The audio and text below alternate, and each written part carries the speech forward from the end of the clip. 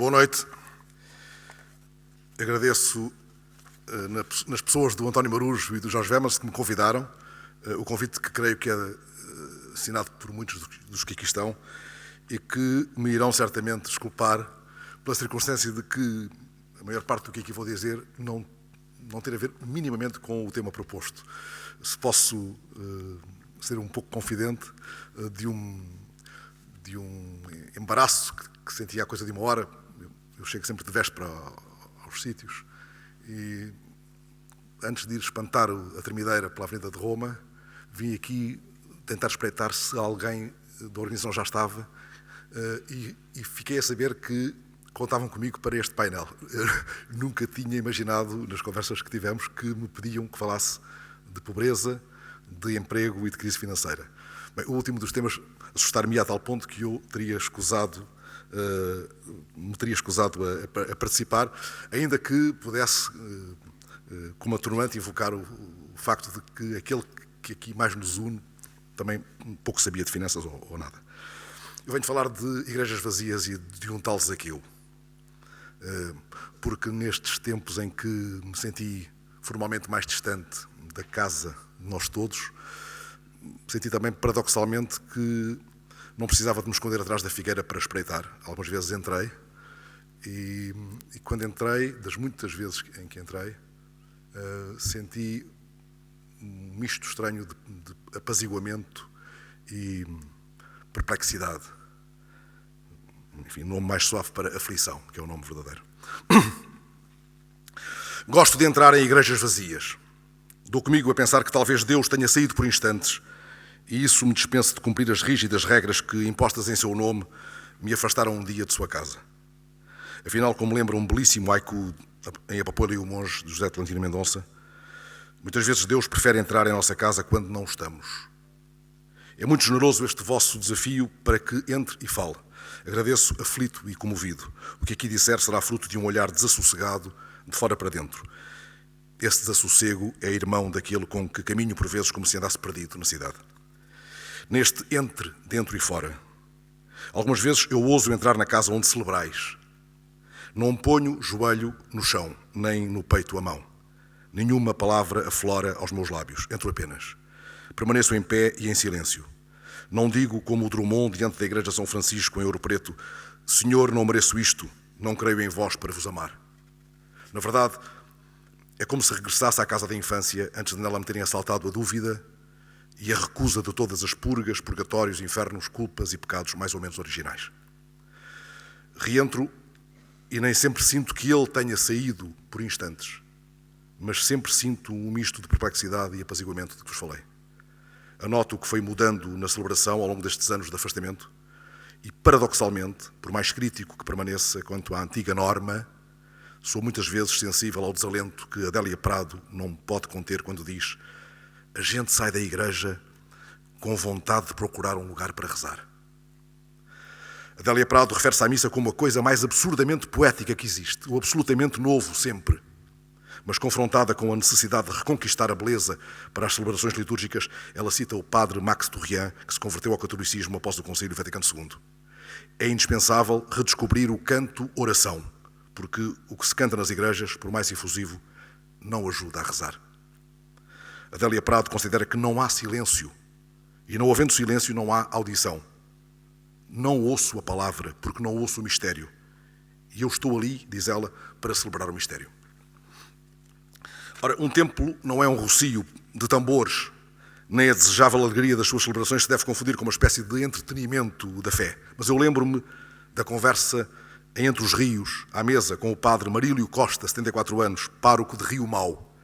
Este homem a quem Dom António Ferreira Gomes chamava bispo regional, contava-me que as pessoas podem falar durante as suas missas, que as estimula para essa conversa.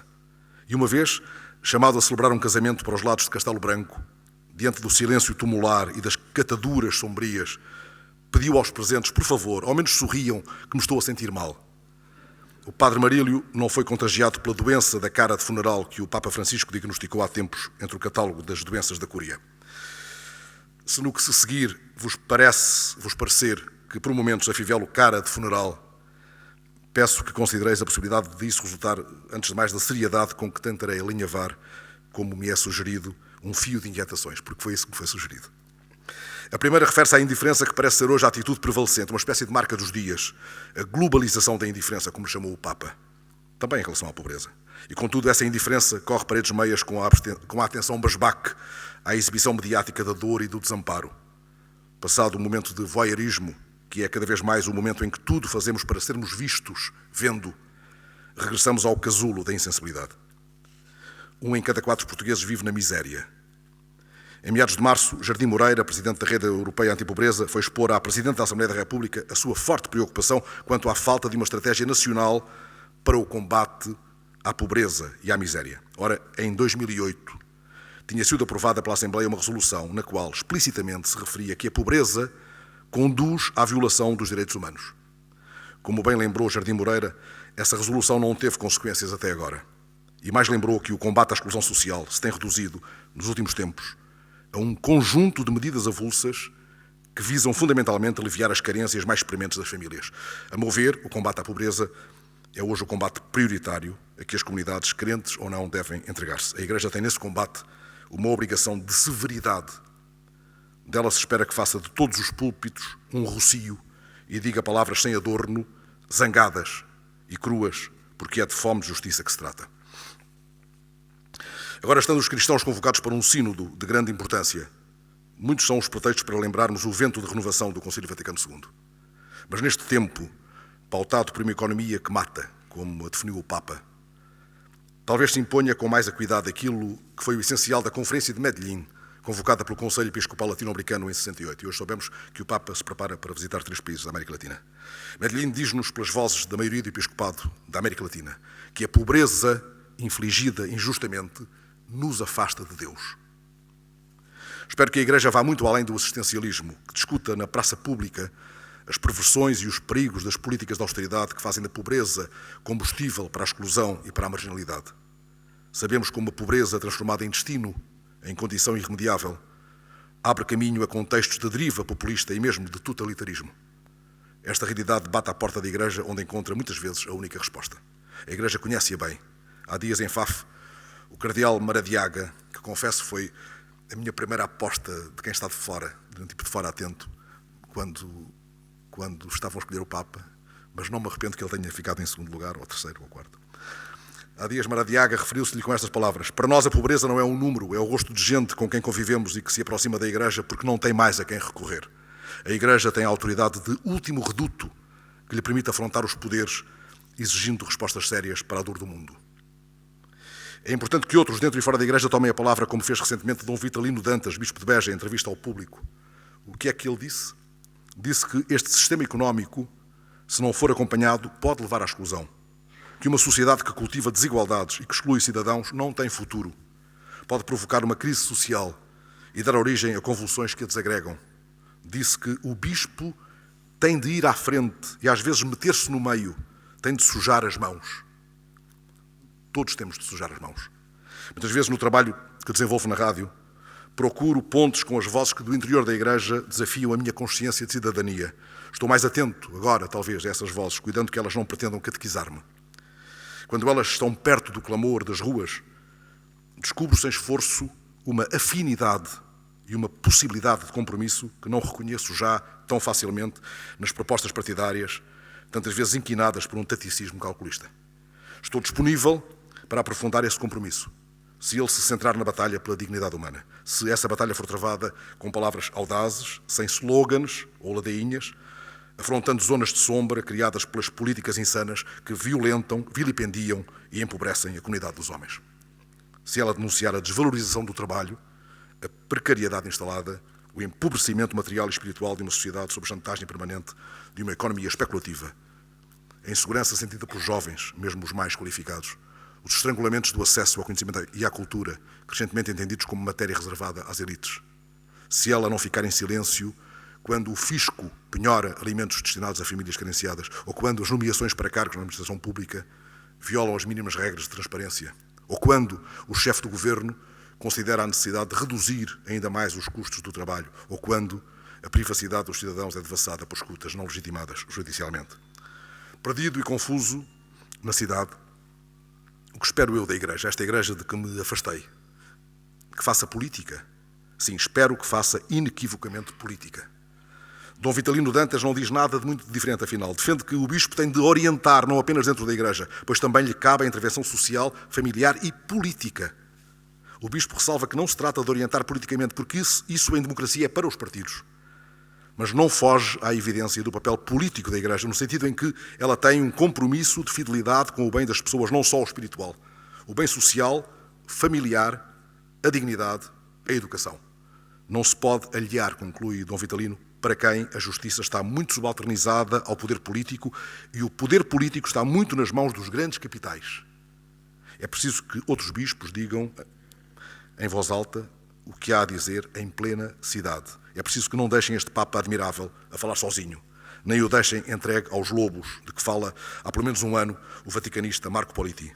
Inicialmente silenciosa, a oposição ao arejamento provocado pelo Papa Francisco mostra-se cada dia mais agressiva. Que dizem esses? Que o Papa fala excessivamente de pobreza? Que fala demais? E quem são os lobos? Politi responde, são os adversários na Cúria e fora da Cúria, o mundo económico com cujos interesses Francisco está a interferir. As notícias insinuam o fim de um estado de graça. Nos corredores do Vaticano os críticos sussurram. Incomoda-os que tenha abdicado de honrarias, que jante na cantina da Casa Santa Marta, que toque as chagas dos mais desamparados, que surpreenda e comova os zaqueus. Há na Cúria quem sublinha a sua condição de latino-americano afável, talvez pretendendo reduzi-lo a uma personalidade folclórica, como sugere Marco Politi. Mas lembra o vaticanista, este é o único Papa da era moderna que vem de uma metrópole. Ele não é do fim do mundo, vem de uma metrópole com mais de 15 milhões de habitantes, onde convivem culturas, religiões e etnias diferentes. Tivéssemos todos a sua coragem na denúncia do terrorismo e do tráfico de seres humanos, da escravidão nas suas múltiplas e renovadas formas, dos genocídios, também o da Arménia, sim, também o da Arménia. E como envergonha ao homem de esquerda que sou, o silêncio da esquerda perante as atrocidades ou as perseguições de que são vítimas os cristãos, como tem acontecido nestes dias em África. Tivéssemos todos a coragem do Papa quando denuncia o Alzheimer espiritual da Cúria. A mesma Cúria que, como acredita Anselmo Borges, terá feito mais ateus e provocado mais abandonos da Igreja do que Marx, Nietzsche, Freud e outros ateus juntos.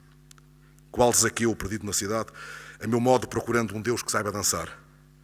Esperaria eu mais, se me é lícito interpelar a casa de onde me ausentei? Sim, espero ainda mais. Espero que a Igreja possa, mais cedo do que tarde, pedir perdão às mulheres. Teresa Toldi tem razão quando reclama esse pedido de perdão. Espero também que os homossexuais deixem de se sentir estigmatizados pela Igreja, ainda que o estigma seja acompanhado de uma, nesse contexto, ambígua e lamentável palavra conduzida. Certa vez entrei na Sé Catedral de Viseu e sentei-me a escutar o canto gregoriano que soava de uma coluna próxima. A luz desse dia de verão, coada pelos vitrais, batia-me no rosto e adormeci. Acordei com um toque discreto de uma mulher a quem a minha roncopatia perturbara o recolhimento e a oração. No dia seguinte escrevi uma crónica na rádio penitenciando-me por ter sobressaltado a cesta dos anjos. Sempre que me lembro deste episódio, é como se ouvisse de novo canto gregoriano. Ferreira Goulart, um grande poeta brasileiro, Prémio Camões, ateu, confesso, disse ao jornal O Globo há uns bons 15 anos: o homem inventou tudo, até Deus, e porque inventou Deus, o homem criou coisas maravilhosas. As grandes catedrais, a música, a pintura. Deus deu grandeza ao homem. Se o homem se considerasse simplesmente um bicho, ele não construiria Chartres. Essa grandeza foi também a da Revolução, a da crença na justiça. Para Goulart, uma das razões da decadência da arte contemporânea é a perda dessa grandeza. Sou ateu, diz ele, mas prefiro um religioso a um cretino cujo único objetivo é consumir. O homem aspira à transcendência. Chegou há pouco às livrarias portuguesas, editado pelas Paulinas, o livro O Meu Deus é um Deus Ferido, que o teólogo checo Tomás Alick começou a escrever no eremitério de um mosteiro contemplativo na Renânia durante o verão de 2008. O livro foi concluído em setembro desse ano, durante as visitas que fez a Jerusalém e a Auschwitz. Tomás Alick, uma das figuras mais intervenientes da chamada Igreja do Silêncio, conta nesse livro que certa vez numa catedral indiana, ainda mergulhada na penumbra silenciosa e quase vazia, leu a passagem do Evangelho de João sobre a incredulidade de Tomé, cujo túmulo ali é venerado, e como esse texto se iria abrir de novo para si de um modo inteiramente diferente e ainda mais profundo.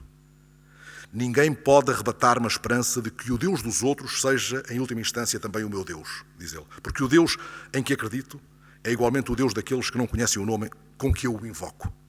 Ali que encontra a verdadeira tensão da sua fé, no facto de não se considerar em condições de proferir as palavras meu Deus, se não vir as suas chagas.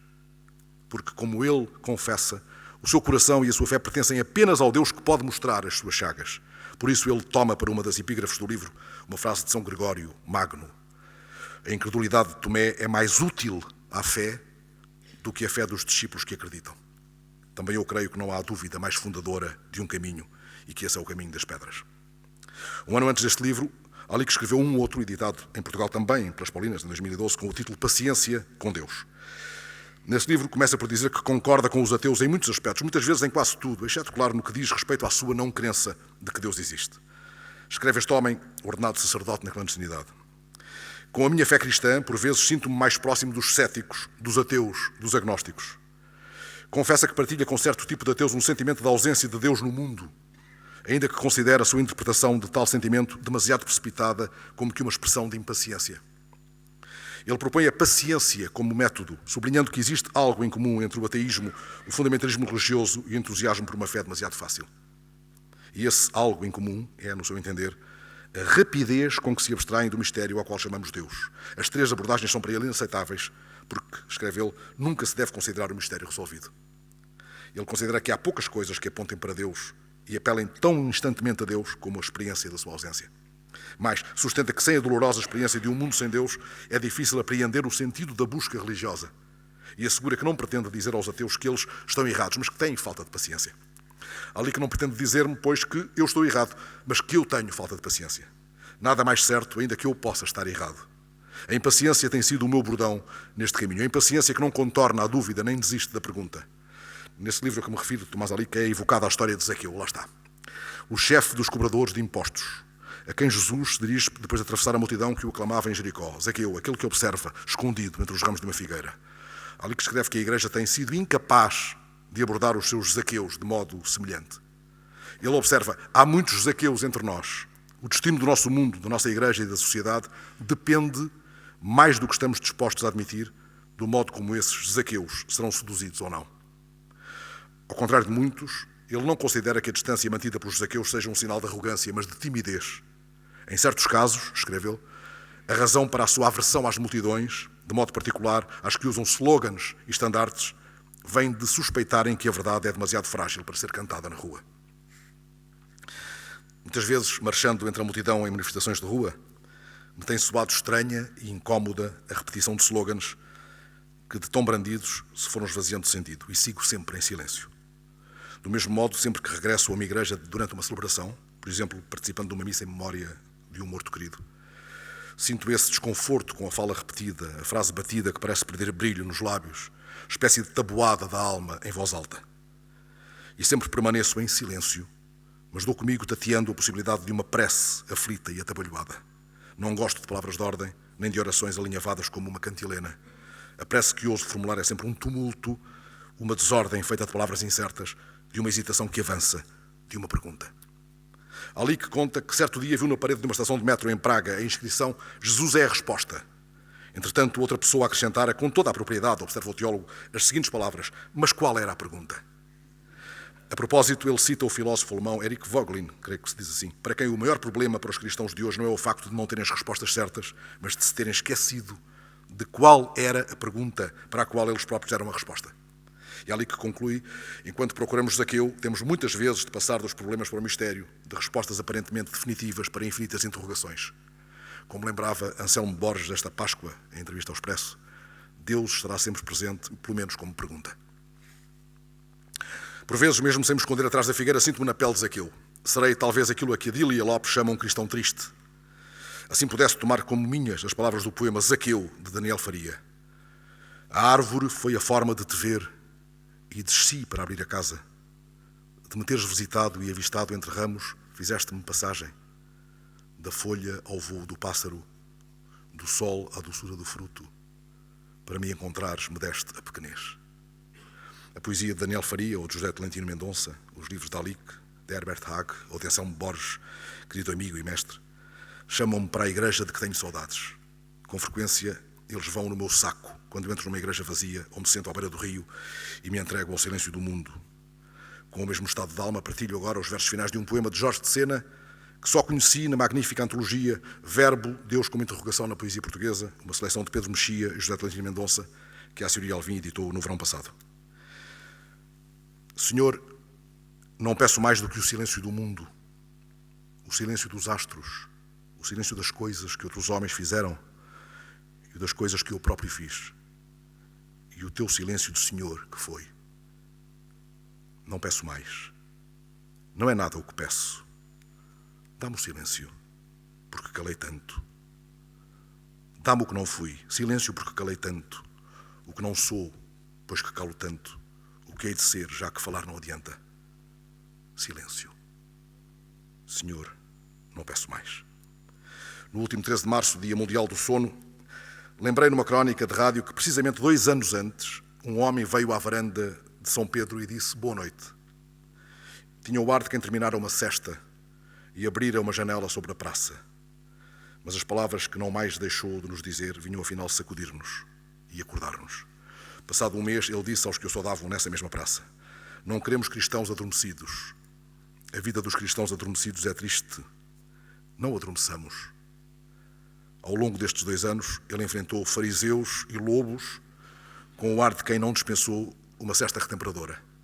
Não lhe detectamos sinais da síndrome das pernas inquietas, mas é possível que se sinta exausto e que, por delicadeza, não tenha repetido o primeiro pedido que nos fez.